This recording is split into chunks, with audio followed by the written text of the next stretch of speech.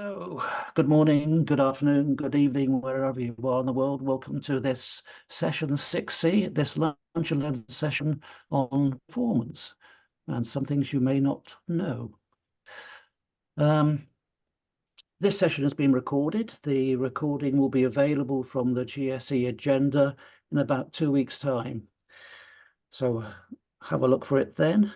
If you have any questions for this presentation, please put them in the chat, and after the presentation's over, we'll go through them and we will attempt to answer them. Where we would like your feedback for this session. The easiest way to do the feedback is to follow the link from the BYOA session, and when you do that, it will remember what your conference ID number is. When you're doing the feedback, one thing to remember is that question 1, the best answer is option number 5, and not 9, which will be the best answer for the remaining questions. A copy of this presentation is on the website, agenda website. Just click on the little blue man and it will download for you. So if I can introduce now 2 very well-known mainframe performance experts, Peter Enrico and Scott Chapman. And I'll hand over to you now, and we'll have a good presentation. Thank you. Hey, thank you, James. We really appreciate it. Yeah, my name is Peter Enrico of Enterprise Performance Strategies, and on the line with me is also my colleague, Scott Chapman. What we're going to do today is we're going to do a presentation we call zOS Performance Spotlight, some top things you may not know. So this is a vendor session, so I will say that the first, I would say 5 minutes, maybe 10 minutes, is going to be a bit of a commercial, but the rest of the presentation is going to be pure technical with some technical recommendations, education. So this is a technical session, and hopefully you'll find some of the areas interesting. In addition, what this particular presentation is much longer than we're going to be able to present today. So in other words, we're going to be presenting today an hour's presentation, but when you get the handout, you're going to see that there's much more material in the handout that extends well past an hour, because we wanted to not cut anything out of the presentation. So we only have this much time to present, but the presentation contains a whole lot more information. So certainly go and download it. So let me do a bit of my commercial, and then we'll get right into the technical aspects of the presentation. That's just the abstracts and copyright information. This particular slide shows the agenda. The main areas that we're talking about during this session is going to be the first areas here, everything from Z16 migration, service definition coefficient, some things about CPU protection, first reference page faults, large memory, and some AI stuff. The rest of the presentation will be these other areas here. If we get to them, we get to them. I doubt we're going to get to them, though. But there's certainly a lot more information in the presentation itself. Just as a bit of a commercial, if you do not know who we are, myself and Scott Chapman, we do zOS performance, zOS performance. That is our livelihood. That is our expertise. So zOS performance is our area of expertise. We provide 4 primary services: Pivotor, which is a performance reporting and analysis of zOS measurements. So we know that you have lots of SMF data, you have decollect data, you have business data. So we absorb that data and we provide a cloud service to provide the reporting of that performance data. And we'll show you that. The thing that distinguishes us from other products is, first of all, the quality, the scope of reporting, and certainly the cost. So certainly consider us, and I'll show you a few examples in a bit. Just know that any slide in this presentation that has a report is all produced by Pivotor. The next thing we do is some performance educational workshops, which I'll go into in a moment. The main thing about the workshops is we provide 3 workshops. One we call Essential zOS Performance, Tuning, which is taught by Scott, which is a full week of processor, memory, storage, some workload manager, pricing, and a whole bunch of basic performance education and zOS performance, zOS education in general. The second class is a 2-day class, which is a parallel sysplex and performance tuning class, which goes through coupling facility, data sharing, XCF, system logger, and a whole bunch of areas related to sysplex performance. And then third class we teach is a workload manager performance and reevaluations of goals class, which is everything you want to know about workload manager from A to Z. I mean, everything from the algorithms to the basic constructs to how individual workloads actually manage how WM manages individual types of workloads. The interesting thing about these workshops is a couple of things. One is they're all given remotely, so there is no travel involved. So if you're interested in education, these are going to be Zoom sessions, very similar to what we're doing right now. In addition, before the class, what we do is we ask for a set of data, if you're able to send us data. And then that way in the class, not only are you learning about the subject matter, but you're actually doing an analysis on your own environment, on your own data. So we always like to advertise it as a week of learning as well as a week of doing an actual analysis of your environment. So certainly worth it, very cost effective, and I think you'll certainly enjoy them. The third thing we do is what we call our performance war rooms. We don't do a whole lot of consulting, but what we do are these performance war rooms where we engage with customers to do 4-hour working sessions to really uncover performance problems and issues, to lead discussions between us and you and us, your management and your KICS people and the DB2 people, and get everybody into the room basically. And we try to come up with as many performance recommendations and important observations as possible. We have gotten an enormous amount of great feedback from these sessions. So if you're interested in having us come in and work with you on performance of your environment, these are certainly worth it. They're very cost effective, and I would certainly recommend them. And the final thing we do is what we call MSU reduction exercises, where we work with you along with another company that we work with, where we look at your zOS environment or zOS environment. We look at your applications with the whole objective of reducing MSU consumption to perhaps lower the row and 4-hour average, or if you're a TFP for tailor fit pricing, we try to lower the MSU consumption to keep your software's prices within cost. So those are our main services. So hopefully, some of that interests you. We'd love to be working with you. This is just our educational schedule. We already taught the WM class in February, but if there's enough interest, we always are willing to teach a class again, or even internally if you want them in your own company. Coming up in August is the 2-day Parallel Assist Plus class, and in September is the Essential zOS Performance Tuning class. So certainly consider those classes.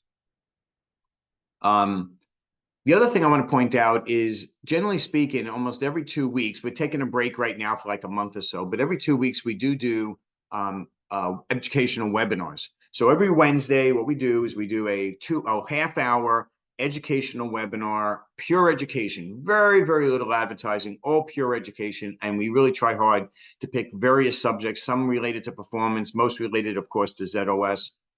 But the whole point of the exercise is free education. And then we follow that up with a half an hour of Q&A. So if you're not signed up for our webinars, certainly consider signing up.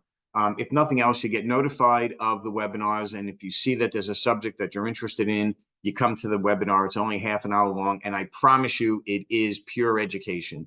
So I think you'll learn a lot. And we've been doing these for several years now. So if you go to our website, you'll see a whole entire archive of these presentations of a very varying amount of subjects, from KICS to DB2 to zOS performance and availability and other areas like that. The other thing I want to point out is we do regularly do what we call pre-cursory performance reviews. So what we're asking there is if you're ever interested in, even nothing else, just to meet us more one-on-one, what we do is we arrange for our customers to send us, let's say, a day's worth of data. You send us a day's worth of SMF data. We process that data. We create a whole bunch of reports using our Pivoter tool. And then what we do is we contact you to arrange a 90-minute to 2-hour session where we actually sit down with you and do a cursory performance review. So if nothing else, what's happening is you're getting an hour and a half of us looking at your data and doing an exchange of performance observations and usually recommendations. It's a good way for us to get to know you, you get to know us, and for you to actually look at your data. So if you're interested in a free cursory review, certainly contact us for that. I'm sorry.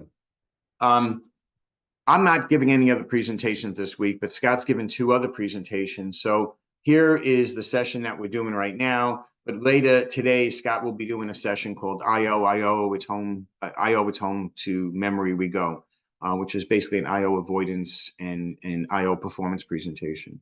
And then on Thursday, Scott's going to be talking about hyper dispatch and how it effectively, how it really impacts the CPU efficiencies. So certainly go to those. Scott's a real good source of information, excellent presenter, and I think you'll enjoy those presentations.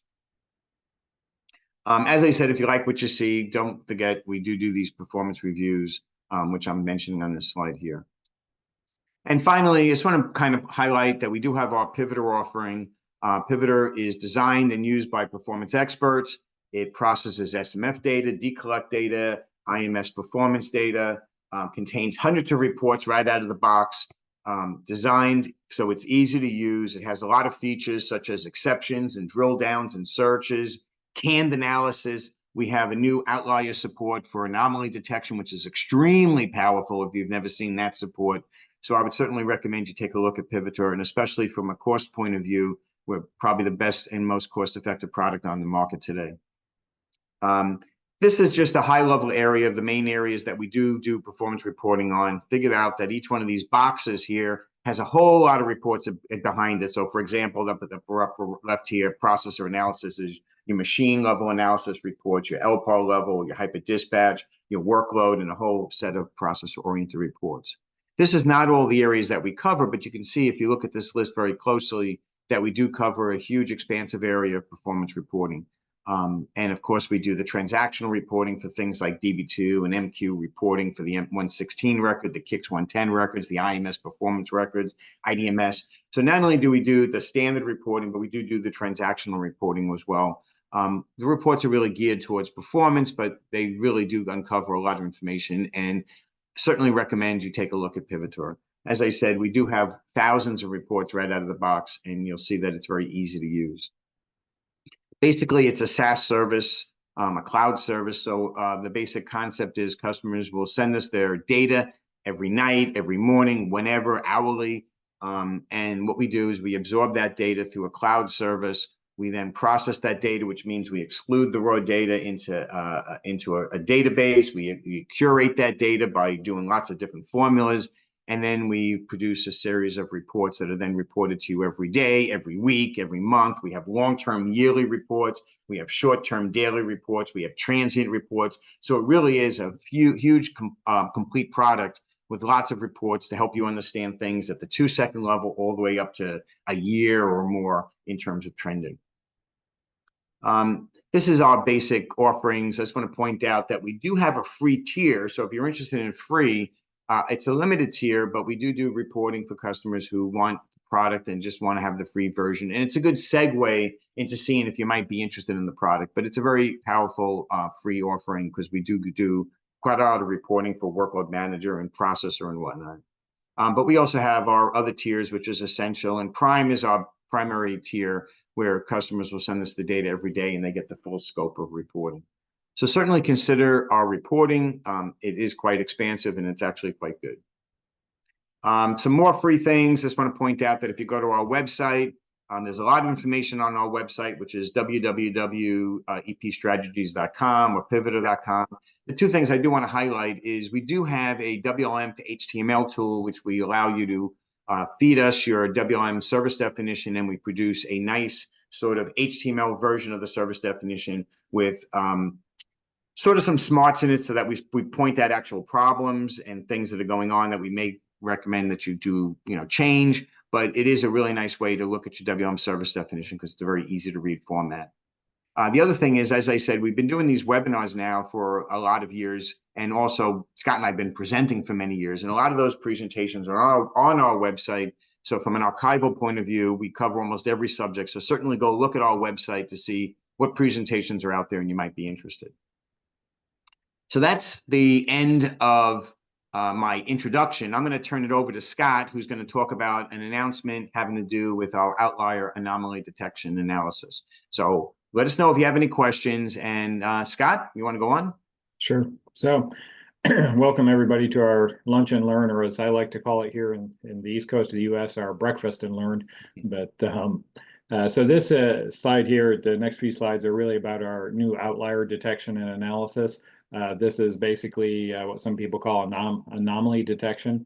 And really what we've done is anomaly detection has been something that's been around for a long time, right?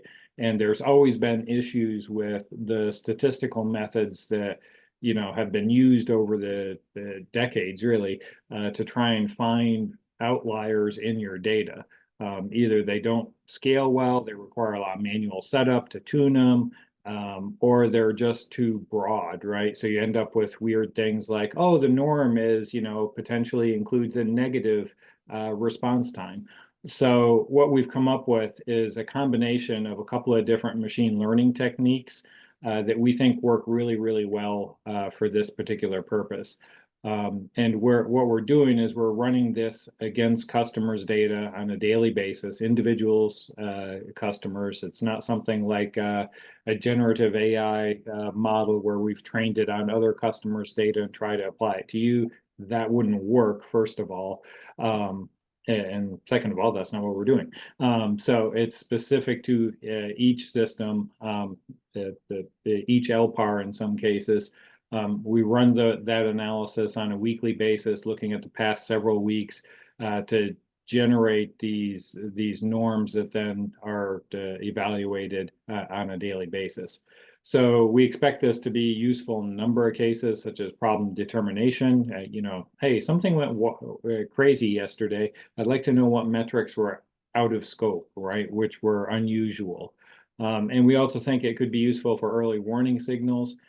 There's probably a bunch of other uses out there too, where you're just interested in detecting that, you know, this thing seems different than what we were expecting.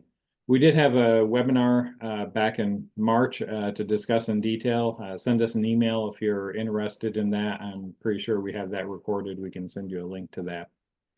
On the next slide here, we just have an example of one of these reports. In this case, it looks like it's for sysl.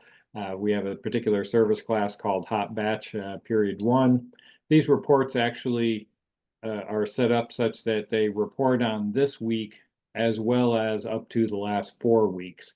And so that's what most of these circles are here. They're the different days of the week over the last several weeks. And you can see that there's this regular pattern that seems to occur for this particular service class in terms of the CPU delays. Except for this week, there were a couple of outliers that are filled in with red there.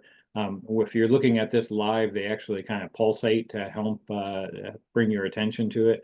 I wasn't sure that that was going to be a good idea when we first came up with that idea, but it turns out that it works really nicely. So it's kind of cool there. So this would be kind of what you would expect.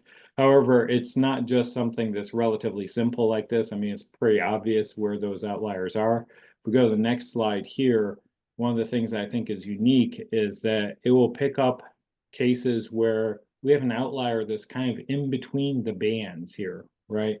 So here we're looking at the maximum LPA used, and we can see that there's this striation here. It looks like somewhere's a week or so ago, things changed to use more LPA or less LPA here. Actually, it looks like it goes between two kind of nodes there, right?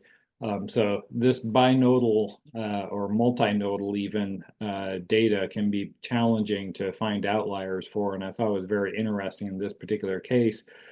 Here we see where we actually have picked up on that.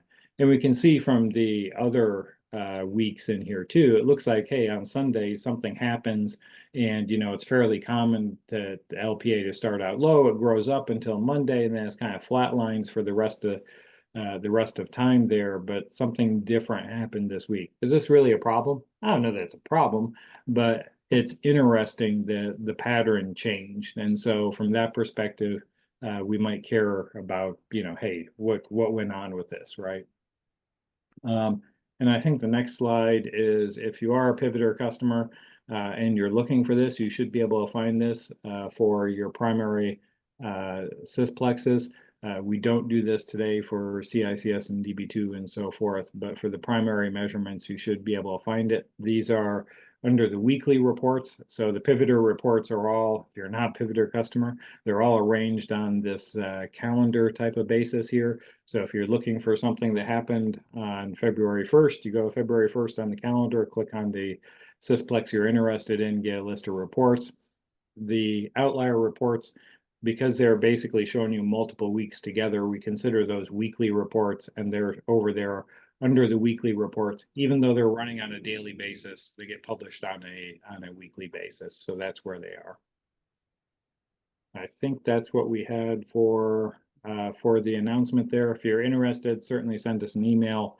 We'd be happy to tell you more, show you more. And now I think we'll get into the real technical content here. And I think the first one here is mine for Z16 migrations. And the TLDR on this is mostly going as expected, which is kind of nice, right? There is a lot of questions, I think, coming into the Z16 that they made significant changes in the cache architecture. And so the question was, hey, how is this really going to behave in real life? Obviously, we all had a fair degree of confidence that IBM is pretty smart about these things, and so probably wasn't going to release a machine that was going to fall completely flat on its face. But there's always outliers, right? And there's always interesting things that's happened. For the migrations we've seen, it seems like the migrations have been pretty much along our expectations. And for the most part, along our customers' expectations, except for in one case where we had a customer that did go to fewer, faster CPs and then saw higher MSU consumption, which is not terribly unusual when you're going to fewer, faster CPs. So there are migrations, absent even the Z16 cache architecture change, where you can make changes that maybe will end up going poorly for you, even though the MSUs of the new machine implies that, hey, everything should be fine. And the easiest one to talk about is the fewer, faster CPs. Generally, those are likely to be worse for overall system efficiency. And in the Z16 case, I thought it was interesting because of the change in the cache architecture of how the L2 cache now is really large and effectively becomes a virtual L3 and L4 cache, that maybe that was going to offset some of that. I don't think that's actually happened.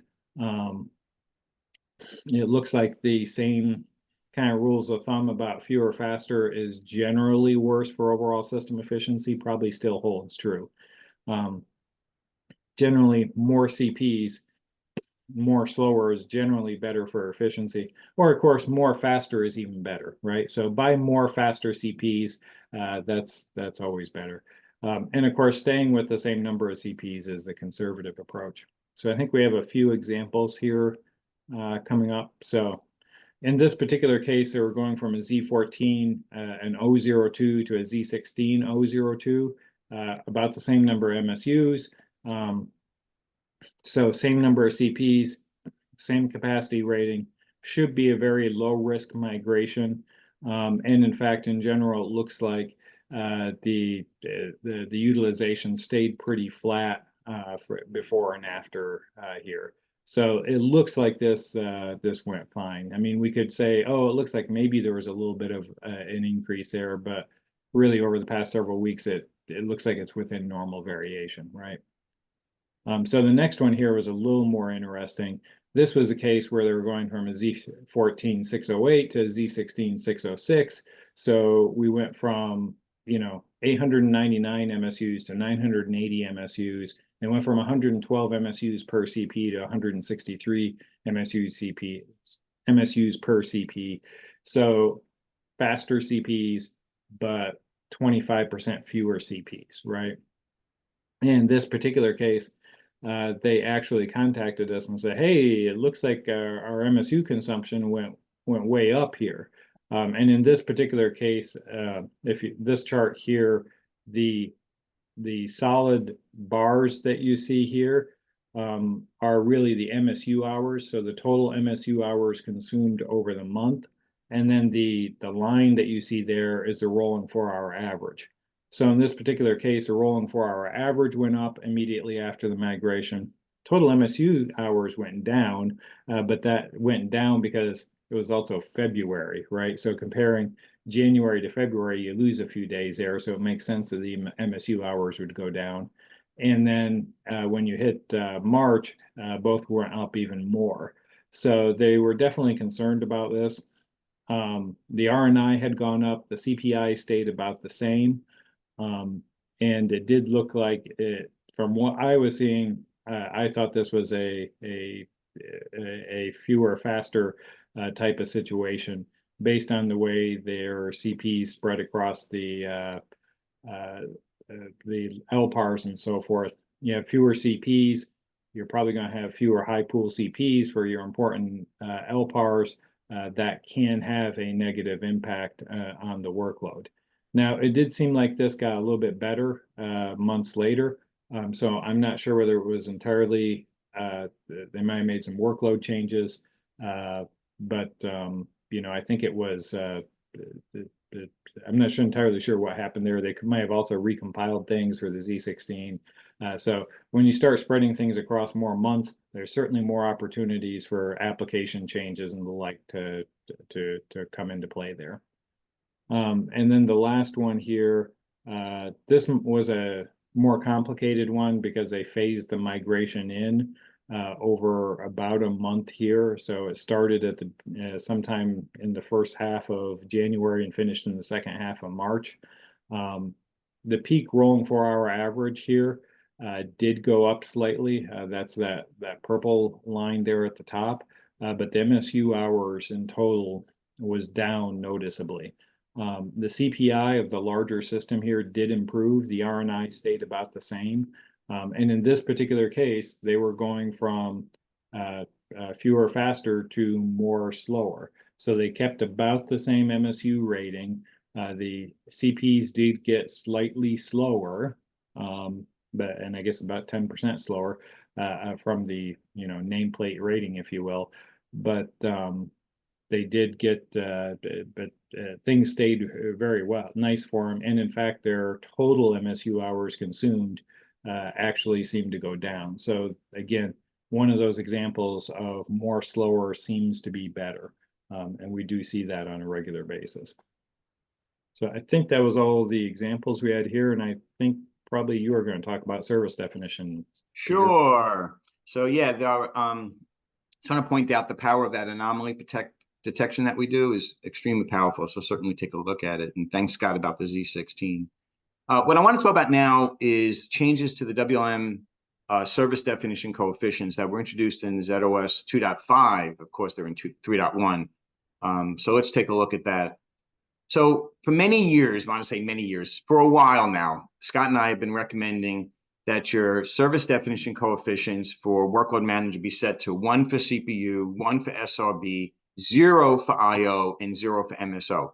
MSO has been recommended for 0 for many years. And for those of you who do not know what these numbers are, the service definition coefficients are weighting factors so that when you have a multiple period service class, you set a duration that helps you age a transaction from one period to the next.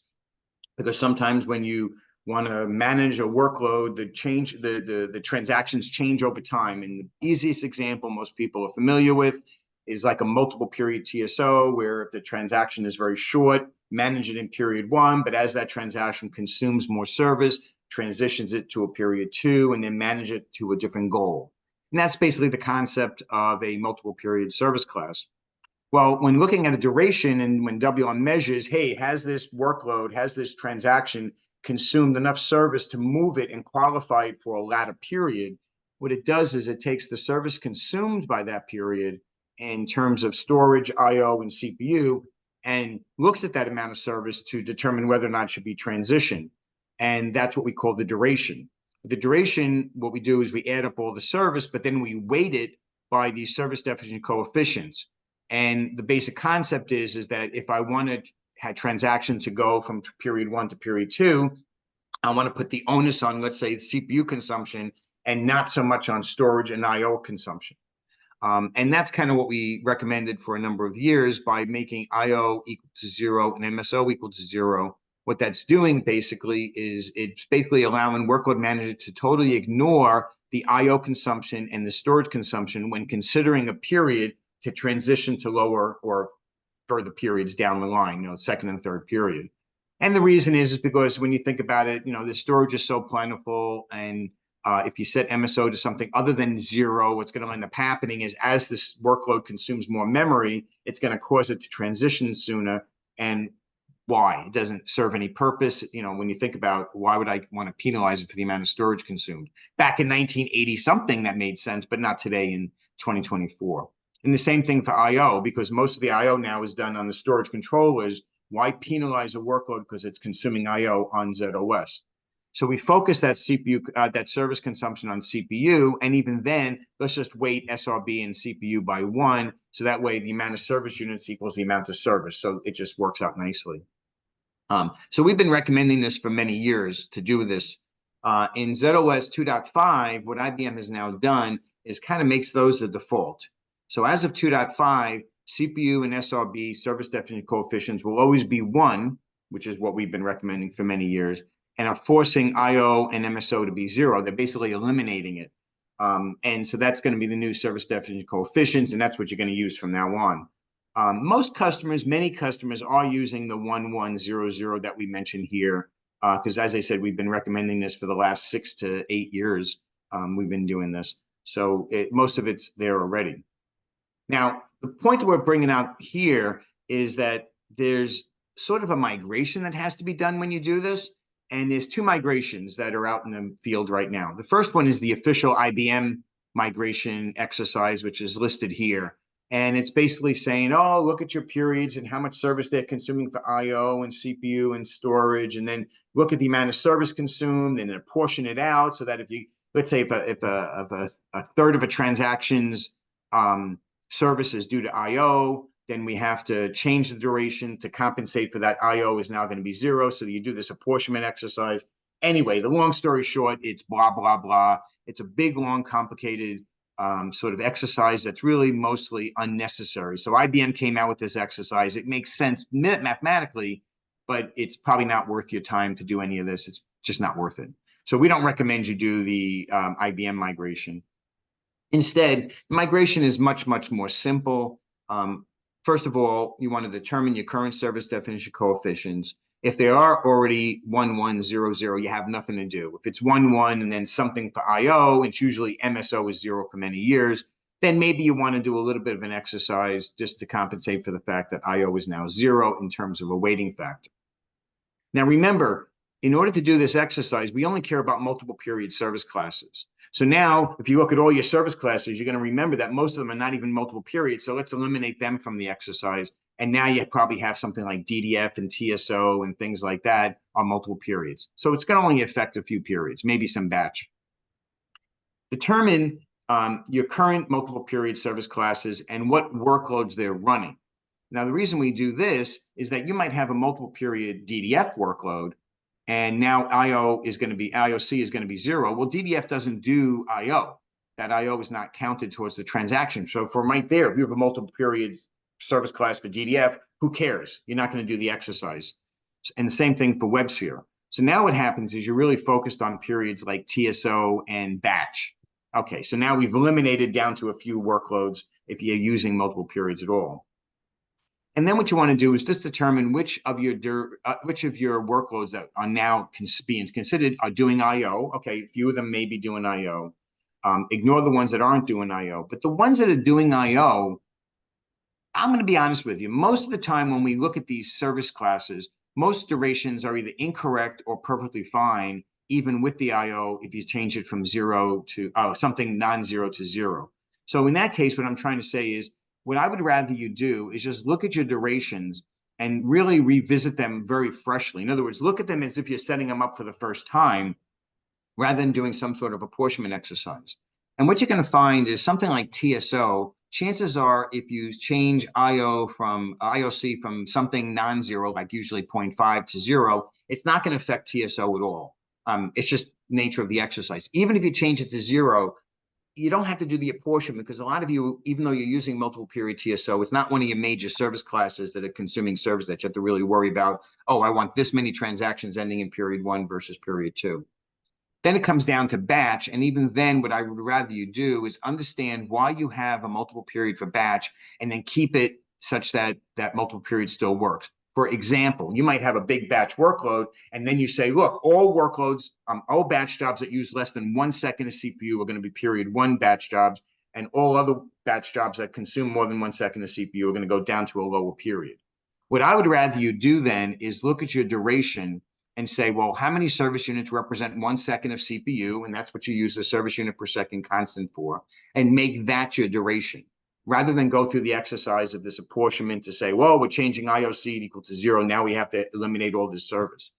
And that's kind of what the exercise is. What I would rather you do then is then look at the percentage of transactions that end in period 1 versus period 2. And what you should see is the vast majority end in period 1 and only a small amount end in period 2. But when you look at the CPU consumed, the vast majority of the CPU is in period 2 versus period 1. Point is, it's going to affect very few of your workloads. Don't bother with the big, long transaction exercise that IBM gives you. Just revisit your durations. That's probably the best thing to do, and it's only going to affect a few service classes. The next change we wanted to talk about was with CP enable, and this one had some kind of fluctuation back in the 2021 timeframe with CP enable and the new processors. So for those of you who do not know, in the IEA OPT member Palm Lib, there's a parameter called CP enable, which allows you to set a high and low threshold that enables the enablement and disablement of CPUs to handle IO interrupts. The point is you have all these CPUs, and when an IO completes, one of those CPUs has to be enabled to accept the IO interrupt to complete the IO. So the question is, if I have 5 CPUs, do I want all 5 CPUs enabled for IO interrupts so that every one of them is being interrupted? Generally speaking, no. What you rather do is have a minimum amount of CPUs enabled for IO to allow the other ones to not be disrupted as IO interrupts are coming in. The issue then becomes, how many of those CPUs should be enabled? And you want to minimize it, but you also want to make sure that it's not too small of a number that now you have your IOs being delayed because there's not enough CPUs being enabled for IO interrupts. So for zOS 13 and below, Z13s and below, the recommendation was 10, 30. And when Z14s came out, the recommendation now became 5, 15. And what the 5, 15 means is if less than 5% of the IOs are delayed due to IO interrupts, then disable a CPU for IO interrupts. And if more than 15% of the IOs coming in are delayed due to IO interrupts, then enable another CPU. So it's a way of we set a high and low bounds to enable and disable CPUs. And there's always some things that we want to modify here, because we always usually want to have at least 2 CPUs enabled for IO interrupts. So that way, if one's very busy, you have the second one that could be enabled for IO interrupts. And if you listen to our recommendations, even though IBM's recommendation was 5, 15, we usually did something like 3, 13, just to kind of really force that condition from happening to happen. And this is sort of, and this is sort of the graph that we use. For those of you who don't know, this is our pivotal graph that shows in the blue here the IO interrupt rate, so we know how many IO interrupts are coming in. The orange line is what we call test pending interrupts, meaning IOs being delayed. So as the number of IOs are being delayed goes up, that's the number that we're using, or IBM is using, for the 10, 30 or the 5, 15. So you can see here our threshold values here. These IO interrupts that I'm pointing to are greater than 10. That would probably more or less enable another CPU for IO interrupts. And then down below here is the number of CPUs that actually are enabled for IO interrupts. And the whole point of the exercise is try to get them to be at least 2 on a regular basis. And this is how we do it. We look at graphs like this, and we can then tune the 5, 15 to some other number to be able to get those CPUs enabled for IO interrupts.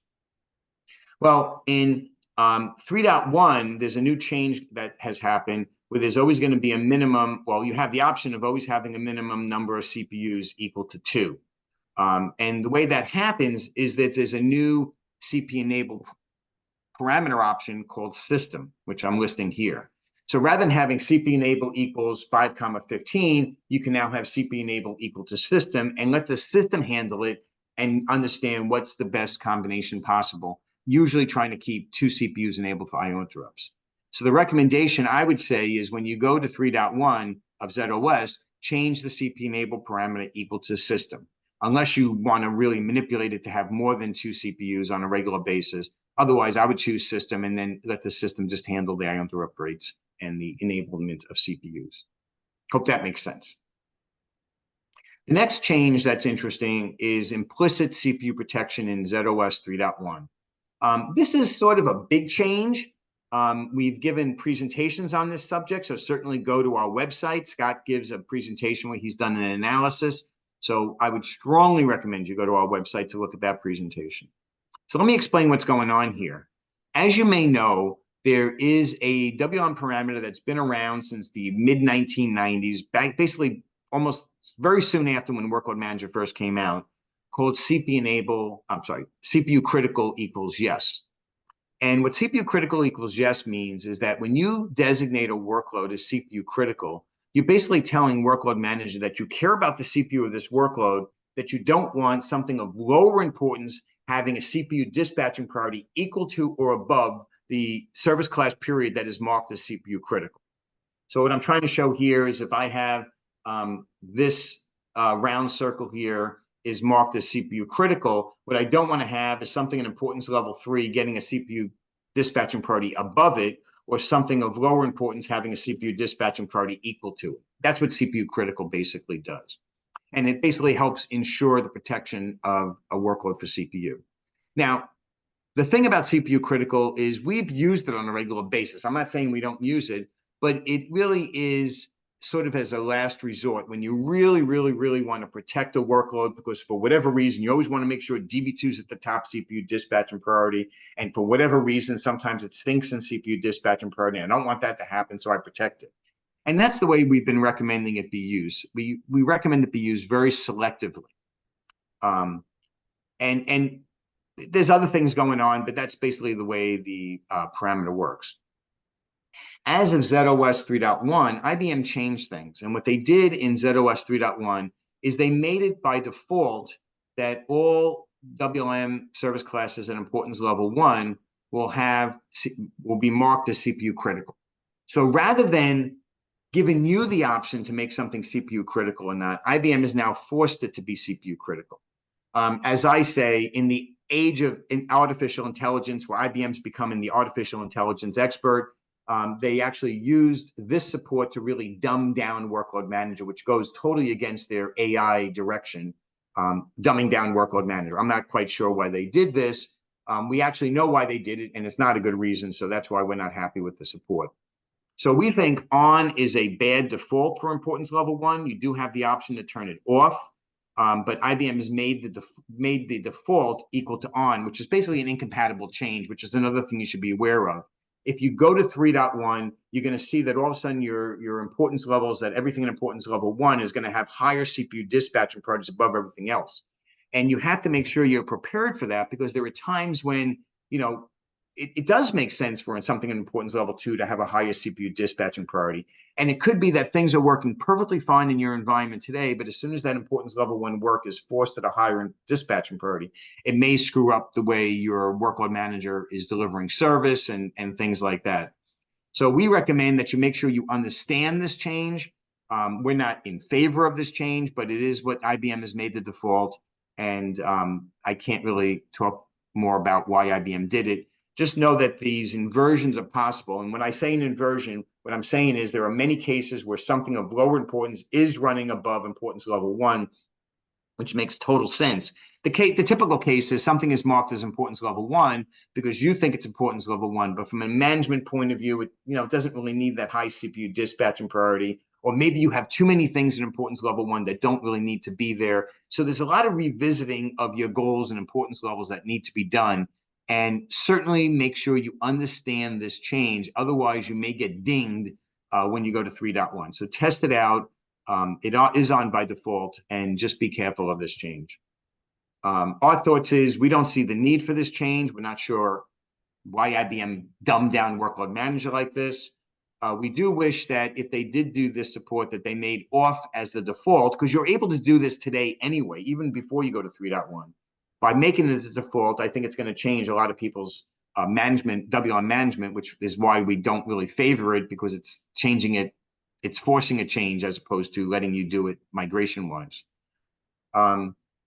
what we recommend you do is evaluate which workloads are at risk. In other words, take a look at your current CPU dispatching priorities to figure out what they are. And if you see all your importance level 1 work is already above all importance level 2 work, then you probably have no concern.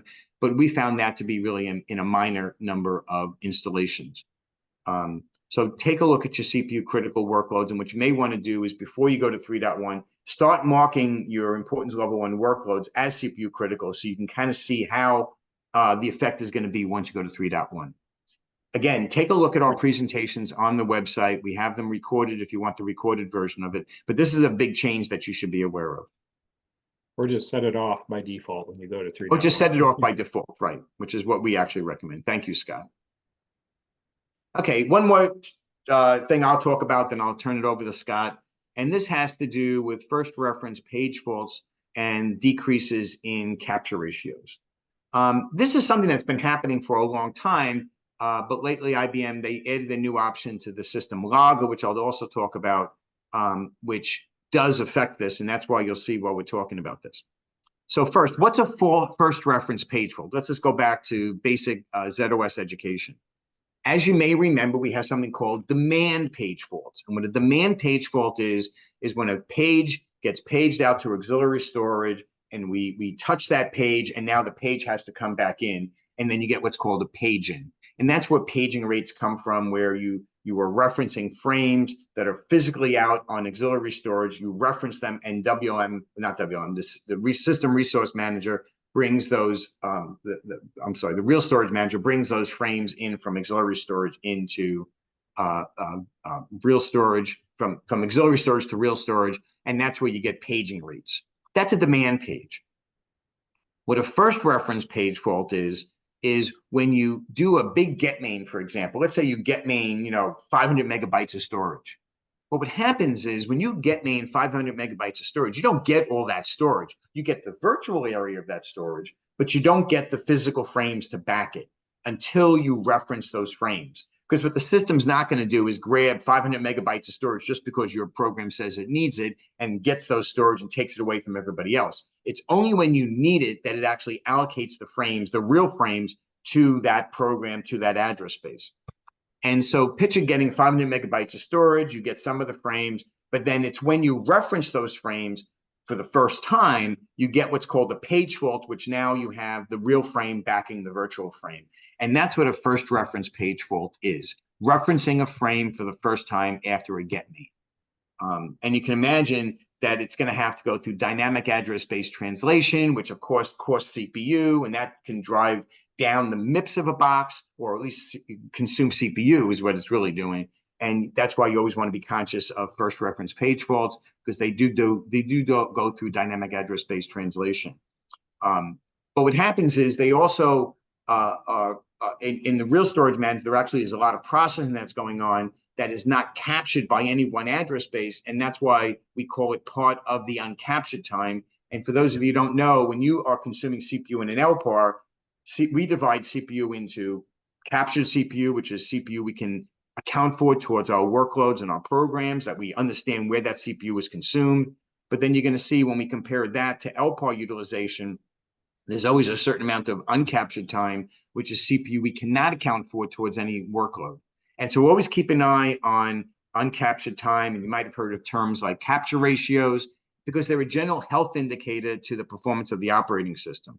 So the point being that you want to look at your capture ratios because they are MSUs. Uncaptured time is MSUs you're being billed for, so you want to understand what those are, but it's very difficult. And I'm telling you now that first reference page faults contribute to uncaptured time, and that's why we care about this. And so IBM is saying now, look, keep an eye on first reference page faults because they are affecting capture time. You can't really do very much about it because your programs are going to get what they're going to get. So here's a simple example where on the left-hand side here, I have my LPAR utilization, which is this green line. I have my blue line right here, which is my workload utilization. The delta between the two lines is my uncaptured utilization, CPU I can't account for towards any one workload.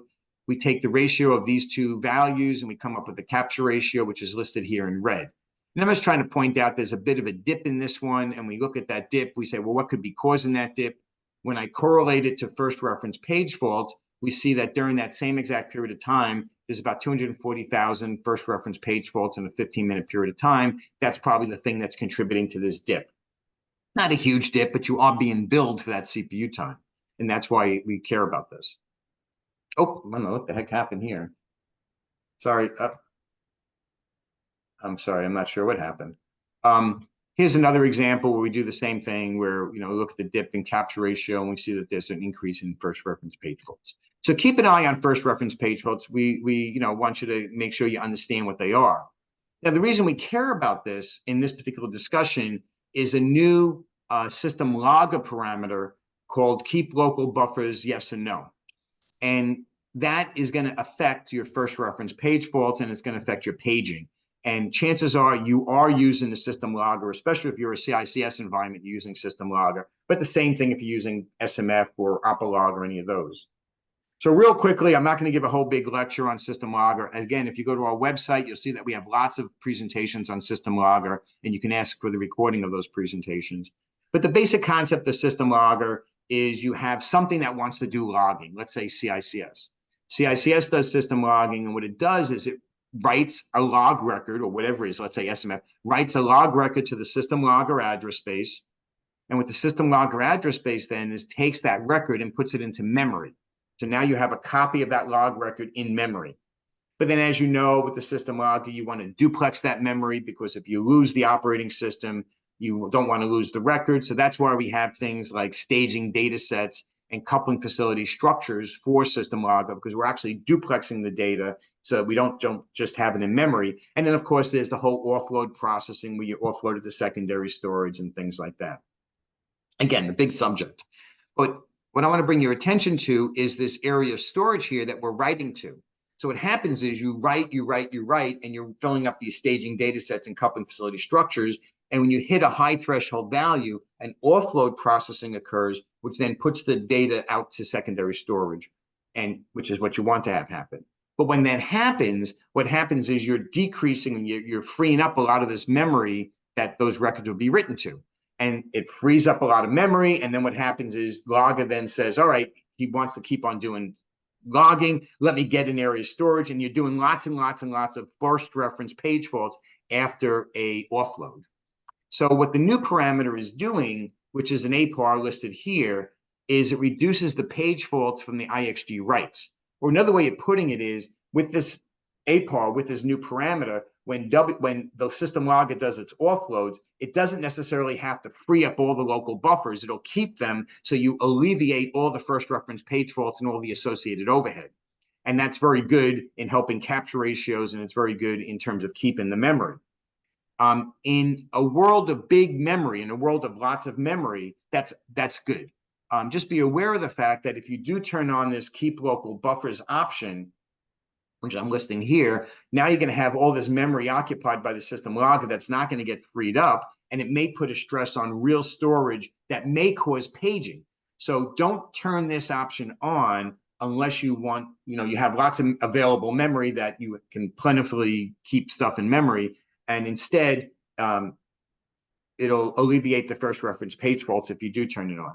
So just to understand this new option, again, turn it on, perhaps yes, to alleviate first reference page faults and decrease your uncaptured time if you have lots and lots of real storage memory.